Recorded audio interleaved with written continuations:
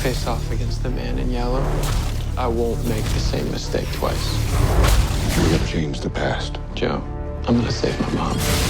Time is an extremely fragile construct. How many more people could die if your mother lives? This is why you became the Flash, to put things right. Barry, we have talked about this. I know, and I'm done talking. You're not gonna pay for another man's crime. He's the man that killed my mother. I know what you're thinking. Do you? We need your help. We have the technology. The Atom lives. Take your last breath. I'm the queen of this hive. I'll show you what it means to be stung. Bees.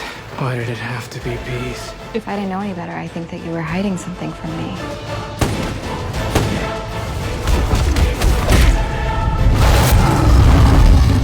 No help here. What the frack? What do Dr. Wells and the Reverse Flash have to do with each other? They're the same person. Anybody that knows about this is in a hell of a lot of danger. I warned you not to mess with the timeline.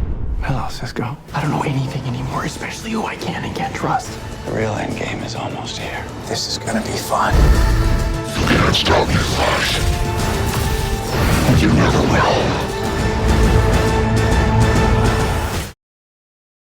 Hey YouTubers, it's Charlie. So they posted a new Flash trailer, so this is going to be a breakdown of that. We got a bunch of new footage of Emily Kinney and the Reverse Flash. Let's just start with the really big stuff first. Team Flash is inside the Gideon computer room.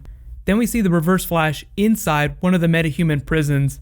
This is a little timey-wimey just because he's standing, so at some point Barry finds out that he is the Reverse Flash and throws him in prison. Who knows how they capture him, but we also see a redo of that scene from episode 15 where Harrison Wells kills Cisco. They said that they would be revisiting that other timeline.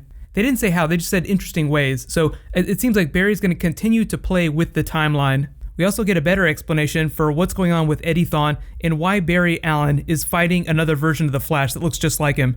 There's a chameleon rogue that can assume the form of other people. So when Eddie Thawne is killing these two cops, it's probably that rogue just disguised as Eddie Thawne. There's like a brief shot of Gorilla Grodd breaking through a wall here. That's not till episode 21. That's like right up into the finale. So like whatever Grodd does, it's gonna lead directly into the finale, because usually the finale is kind of like a 3-part thing, even though it's technically 3 separate episodes.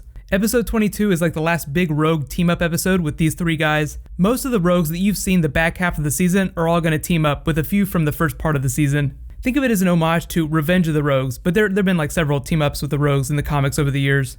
Emily Kinney's character here actually makes some bee puns, so I don't know if that'll actually connect her to Hive, but she literally says, "I am the queen bee of this hive." I don't know if that'll translate to Hive, the organization. We also have what you might call a Snowberry moment with like Barry kissing Caitlin, but that could be the chameleon rogue too. This scene where the Atom flies into the back of the Flash van is actually from the $6 Million Man. We have the technology, we can rebuild him. Ray Palmer would be more like the $6 billion man. Just to add some special news from Wondercon 2, they confirmed for Season 2 there will be Mirror Master and Dr. Alchemy. I know everyone's just been waiting for Mirror Master. He's like the next biggest rogue that they haven't done yet. So I guess they're just waiting for the right time. No idea whether or not his powers are going to be tech-based or whether he's going to be a metahuman.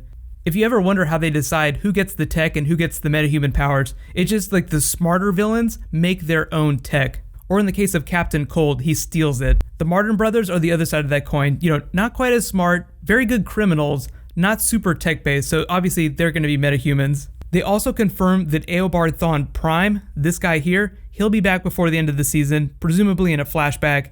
But they did say that Harrison Wells, as we see him right now, like the Harrison Wells Reverse Flash, there are aspects of the original Harrison Wells personality in there, even though technically it's Eobard Thawne wearing a Harrison Wells meat suit. So it's like when he absorbed his DNA, he absorbed some of his mind too. The actors have said that there's a lot of potential for them to come back in Season 2, like really interesting places to take their characters. So even if Team Flash defeats the Reverse Flash in the finale, it won't be the last of Harrison Wells, Tom Cavanaugh, or Eobard Thawne here. Think of it as like Malcolm Merlyn in Season 1 or Slade Wilson in Season 2. Villains that are this much fun to watch are never going to be gone completely. Greg Berlanti also teased that in this flashback scene when we go to the night that Barry's mother died, something is different in episode 17 than the last time we saw this. He could have been referring to the Reverse Flash being the one to save Barry Allen, like child Barry Allen.